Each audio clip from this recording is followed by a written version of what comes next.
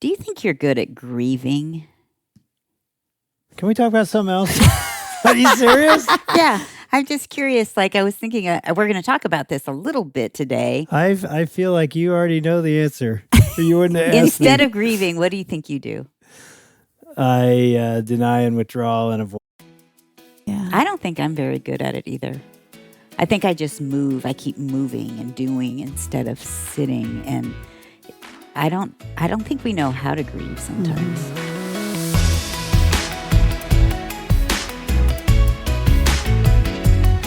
Welcome to Family Life Today, where we do the relationships that matter most. I'm Shelby Abbott, and your hosts are Dave and Ann Wilson. You can find us at FamilyLifeToday.com. This is Family Life Today.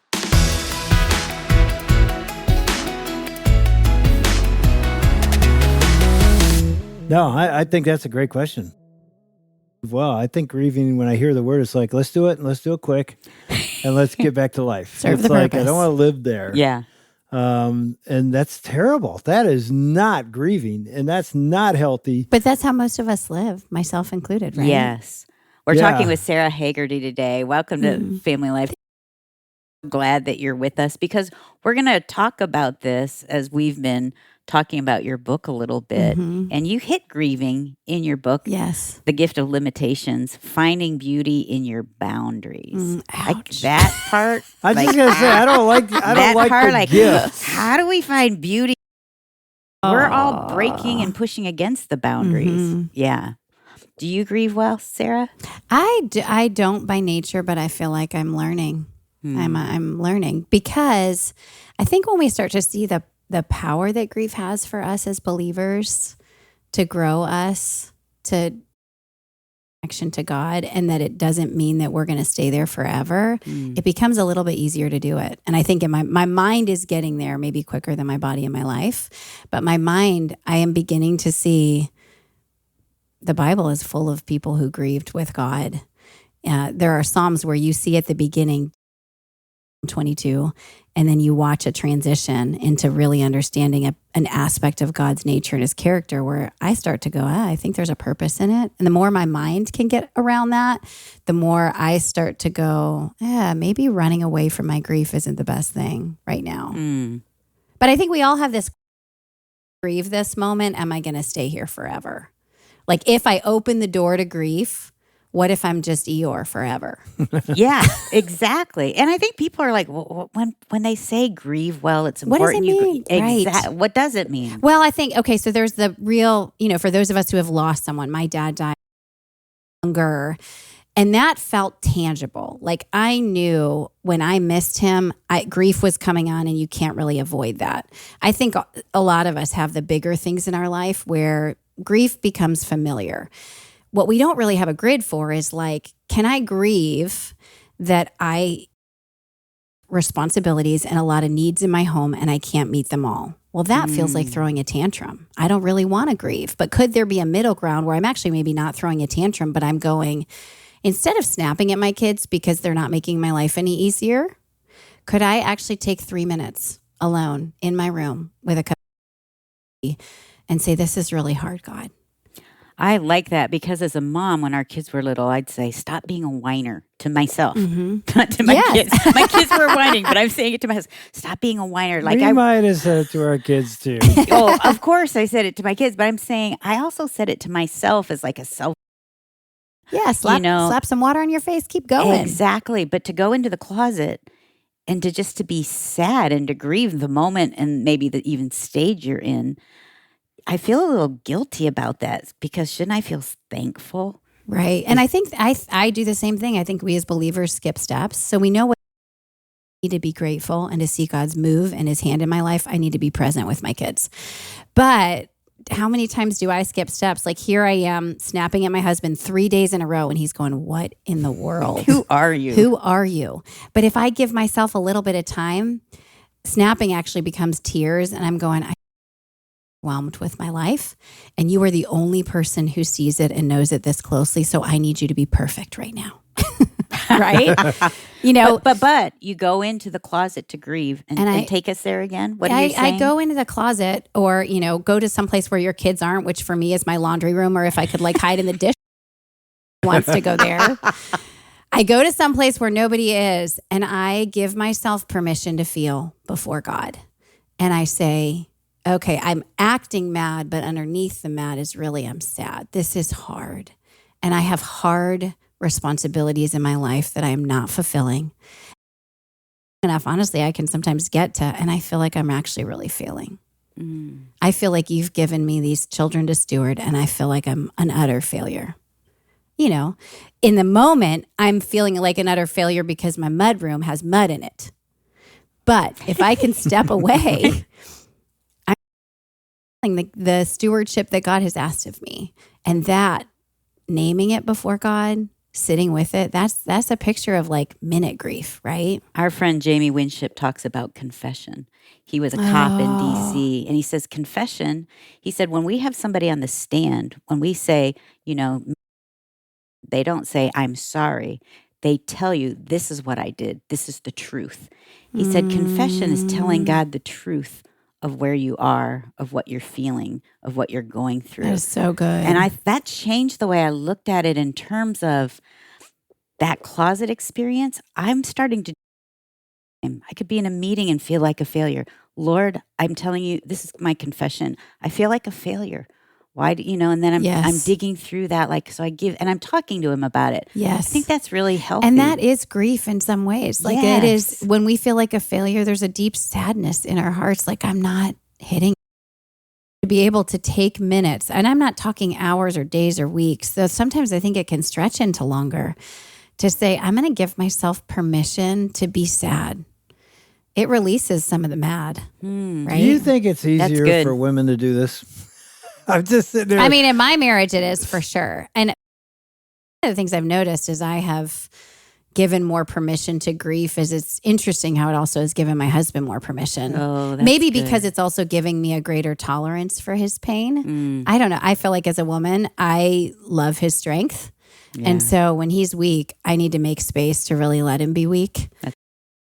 So he's, you know, in a similar way, he's practicing and learning like, oh, this thing is hard and I can't come up with a new business strategy to circumvent this. I actually probably need to sit in this moment and go, it's not working out like I thought it was, and this is hard. Well, you obviously have an answer. No, I was just listening to and talk about this, and I'm like, I don't do this well. I do it a lot better now than I ever have, and some of that's took years and decades. I remember saying to Dave, like, what are you feeling? He'd be like, I don't know. Like, what do you mean? I know a lot of guys, you know, you get in a men's group with them, is like, dude, what's really underneath all that? I don't know. I'm just. Right. I know. Why? Because, and they go situation, expectations, whatever. Like, yeah, there's a root to that. I never knew there was a root. And then when somebody told me this decades ago, I'm like, I don't care. I don't want to get to the root. I'm just going to fight through it, and I'm going to get the job. You and everybody, because it feels, honestly, unknown to get to the root, right? It feels really and very unknown vulnerable, to me. Very vulnerable. Like for my husband, you know, one of the things that we've talked through is like if he's gruff, that's like my warning sign. He's actually hurting. Yeah. Like, and I'm wanting to respond to his gruffness and quiet that down, when in reality, what he really needs is when we have a quiet minute. It's hard, isn't it? Or what's up? Yeah.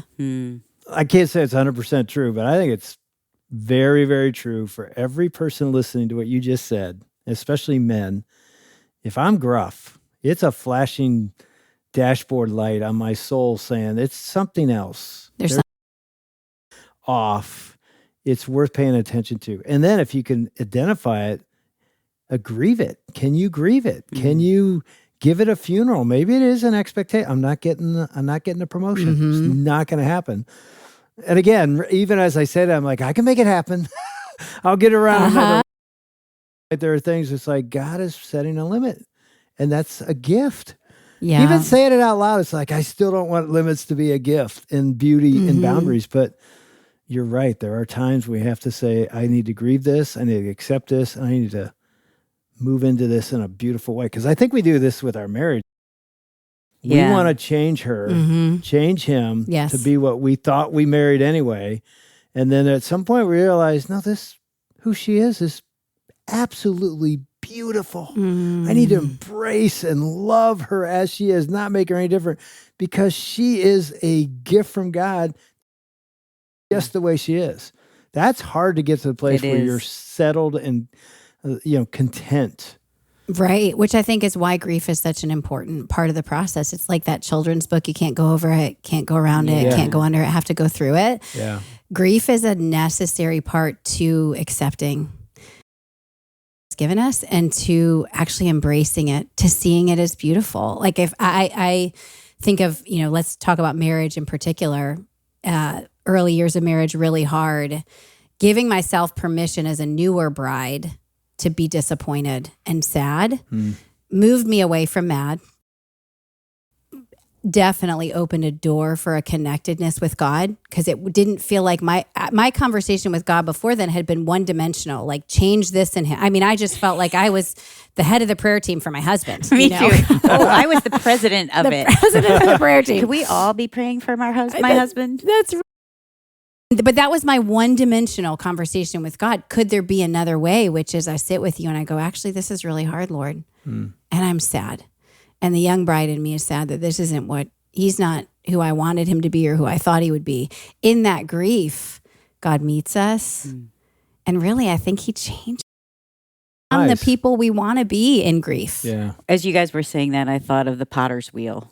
And it's almost like I picture it as the clay being on the potter's wheel. And we don't want to get on there. No way. Because marriage and our children, they form us, and God's using them to shape us into these people he sees and wants us to become. But man, when his hands get on there through our marriage or our kids, it's painful. It is in the moment. Well, and I think about kids, we can get really bent, especially children who are in teen years and into the young adult years, as to what we imagine them to be and how to be. And because as parents, we feel like we've been given the key. It is a hard key to relinquish, to say, you know what, in this season, this is really painful that it's not looking like what I thought. But if I can sit in the grief of it, maybe God might open my eyes to what he is actually doing. What he's actually doing in me as I wait on what he's doing in that child. It's hard.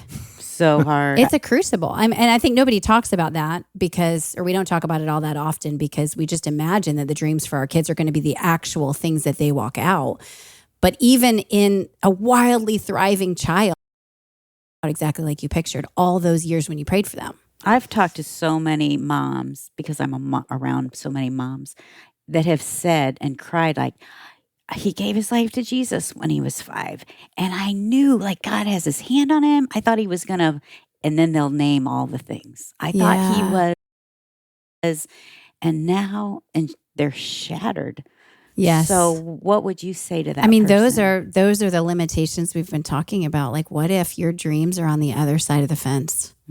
You got this yard in front of you and this life in front of you, and your dreams are over there and you cannot get there. I think we experience it a lot with our kids, sovereignty, and we go, I cannot make something happen here.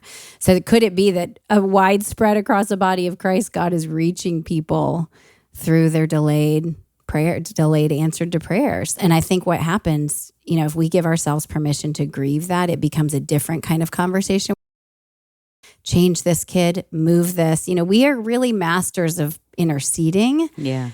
But what about grief prayers, where I just cry with you and I use the Psalms as language to talk to you, God, and I actually find your comfort?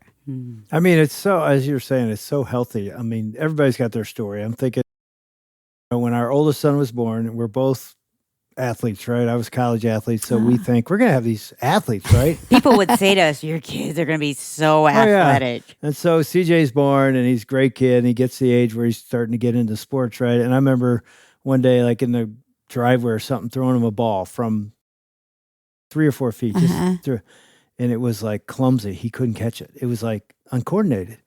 And I remember going, oh my goodness, he doesn't have it. Not that he can't be an athlete, but he's not naturally. Yes. He couldn't catch it. And I was always natural. So I remember thinking, oh my goodness. What do we do? He's not going to be the guy. And he may play sports, but he's never going to be. And Ann's like, yes, he will. Because she came from 2 coaches in college. Everyone's going to be a coach. And one of the things that was beautiful about CJ is he played all the sports, enjoyed it. And it was just a joy. I mean, we tell stories about during basketball games, he'd be staring at the scoreboard because he's trying to figure out how the wires and the lights lit up. And that's what he does today. He's an engineer, IT guy. But he was super shy too. Yeah. And I thought our kids are going to be so outgoing. And because I thought that's better. The world receives that outgoing person, right. you know? Because I was able to see it early with CJ, so I accepted it and actually celebrated.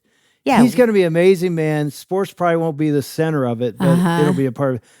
Well, then my third came along, and he's gifted. I mean, gifted athletically. I threw a ball to 7 years old, 40 yards on a beach, and he dives and catches it with his pinkies. And my buddy turns to me and says, "That dude's playing the NFL someday." And I'm like, I think so. He's just every sport, the best on the field, the smallest, and he gets to the NFL. And he keeps tearing his hamstring. I'm only sharing this because this was one of the hardest moments of my life. He gets into his second NFL season. He's been released 3 times because his hamstring keeps pulling, and they re-sign him, which is they believe in him that he has 3 different jersey numbers. He gets in training, and the general manager grabs me. He doesn't talk to me about my son. I'm the chaplain. I'm not a dad. And he grabs me and goes, "Hey, I don't know what Cody's been telling you, but he's making this roster. He's probably starting. We are so excited. He's been lighting it up all offseason. We cannot." He's not a practice squad guy. He's playing in the NFL. And I just go home like, oh my gosh, this is unbelievable. 2 hours later, his wife texts on the group text and said, "Cody just tore his hammy again." And it was over. That was the end of it. Literally, as the text came in, I took my and I threw it across the family room, and I was there alone. I don't know where Ann was, and it hit the wall, and I was like, "You gotta be kidding me." The timing. Because it wasn't his ability that took him out of the league. It was an injury. Yeah. And seems like a minor one, but something's really bad in his heartbreaking. And it was hard to grieve that. I mean, Cody would say to you, "Yeah, my dad took it a lot worse than I did because I always knew God had a bigger plan for me than playing football." And I'm like, "Yeah, but years, and I think I wanted it more than he even did." And it was a hard thing. When things are beautiful, I'm like, no. Yeah, right. And now I look back and it's like, okay, that I had to grieve. Well, and I think that the stories like that where we actually walk through grief, we come out the other side. Yeah. There are so many though, and I would say maybe even much smaller things in our life because they don't feel like they warrant grief. Yeah. Weigh us down because we're going, why did this thing never happen? And we just, God, where were you? This was the dream of my heart for this scenario. So I think there's a power. Grief actually gives us, I mean, we talk a lot in our current culture, right, about being present. Yeah. Being present with our kids right in front of us, but mostly because I think our phones feel like this massive distraction. And I wonder if being present isn't actually something we need to pursue in and of itself, but that if it becomes a byproduct of grieving our limitations, meeting with God in our limitations, and having Him impart His dreams for our life, His will for our life in a way that is different than what we thought. When I can walk through grief, this hurts, my eyes start to open that there's more going on in my life than just me overcoming this one limitation. That's good. What do you mean by presence? When people being in His present, be more present in the situation. Yeah, I mean, I think being more present to a situation is like it's 10 o'clock. We take walks in the woods every day with my littlest people. It's 9:30 in the morning and we're taking a walk in the woods. And the way the sun hits my littlest girl's hair, it's blonde. And I get to go, oh Lord, yeah, I'm old. And you also gave me a child in my older years. And it's wonderful. Or at the birthday party, right? Like the birthday party where we've done all this to celebrate my daughter. And maybe at the very end, I see her hug her best friend. And I just think this is sweet that she's developed. Being able to stay present to the moment without all these thoughts hanging out in the back of my mind, distracting me from being able to see what God's doing right here. Our son that just Dave talked about, he's a pastor now. He calls them God goggles. Put on your God goggles. That's so good. See what God is doing. We're driving to school with the boys in the morning in the fall in Michigan. You grew up in Yes. Ohio. The display of color in the fall on the trees is mind blowing to me. And I love nature. So we're in the car. I'm like, guys, look at this tree. Can we just in the car about God doing this? Like, this is amazing. But, they're like, they're tired and they're, now a lot of kids would be on their phones or some Right. device instead of noticing the beauty around them. And I think you're right. When we notice, when we say, I'm going to put my God goggles on, there's something spectacular everywhere that God is displaying himself. And even in the moment of we can get so fixed on the thing that we want to overcome. If it's a health issue, like when I'm finally through this, I also have a sick child. And when we finally figure out what's going on with him, figure out how to help him, then we're really going to settle into normal life as a family. And then I can be more present with God. And then I can be more present. But could it be that the Lord's saying, you know what, right now, I actually have beauty for you? It's interesting in the notion of grief and walking through seasons of grief. I have heard people say that you actually grow your capacity when you grieve because you start to see the smaller things that you wouldn't see when you're not grieving.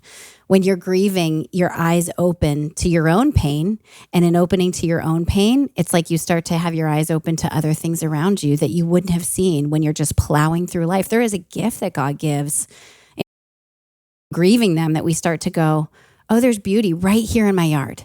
No, I'm not getting that one thing that I'm so desperate to have it, but right here. I think of our family took a big epic. This is not the way we normally vacation. Normally, we are piled into a van with suitcases falling out of the door every time we open it, driving across the country. But our family took a trip, once in a lifetime trip to Maui. And while we were there were just some struggles that were surfacing within our family. And I had some alone time, and I'm going, you brought us all the way to Maui, and this is coming with us. Like, you got to be kidding me. This is our vacation, and it's here.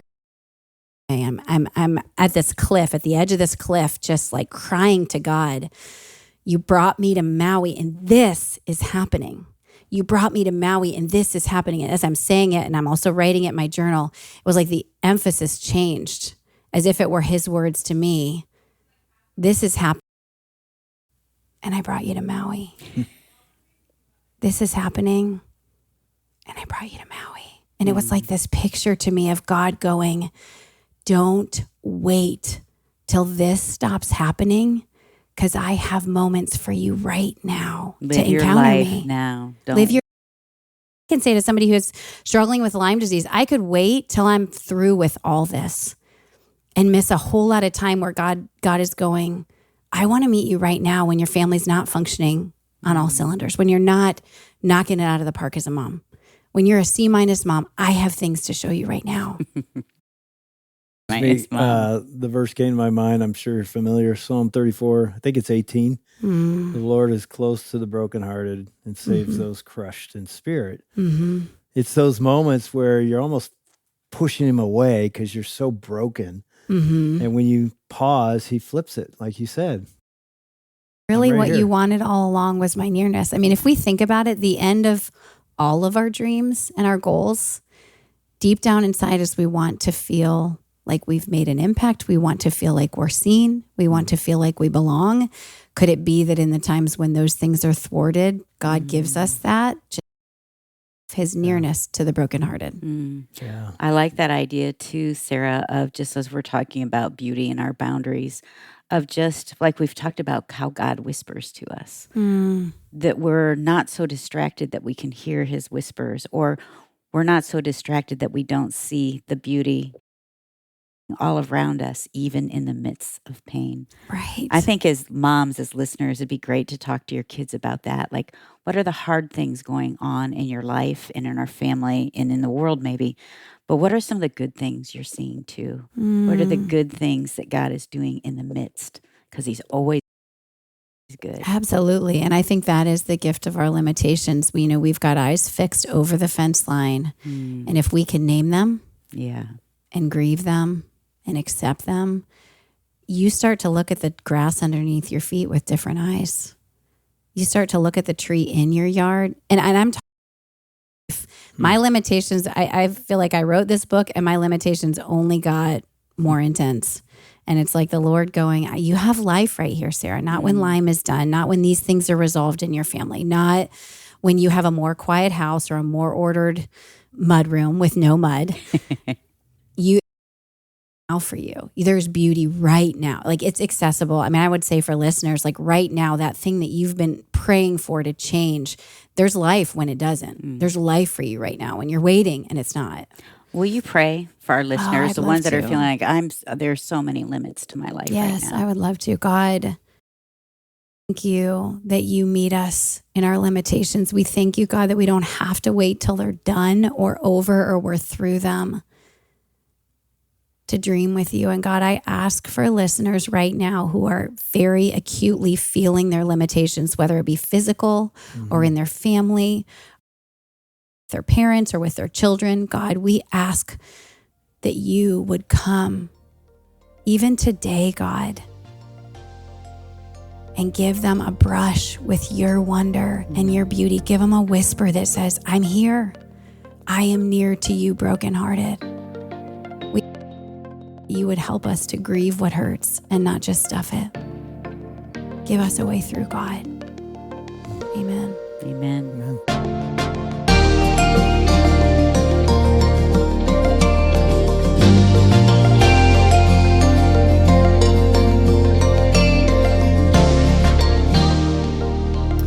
Right now is when you can find beauty in the life God has given you. I love what Sarah has directed our focus toward today, because who doesn't struggle with contentment? Who hasn't at one point or another longed for life to be different than what it was? Are over the fence gazers, looking at what could be instead of what is. And today's conversation has been significantly helpful from my perspective, and I really hope it has been for you too. I'm Shelby Abbott, and you've been listening to Dave and Ann Wilson with Sara Hagerty on.